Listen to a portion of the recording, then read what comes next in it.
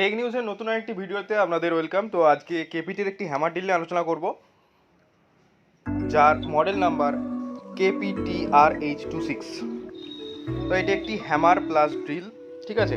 তো এটা যদি আপনারা নতুন দেখে থাকেন বা চ্যানেলে যদি নতুন হয়ে থাকেন, চ্যানেলটি সাবস্ক্রাইব করবেন, লাইক করবেন, কমেন্ট করবেন, ভিডিওটি ভালো লাগলে শেয়ার করবেন।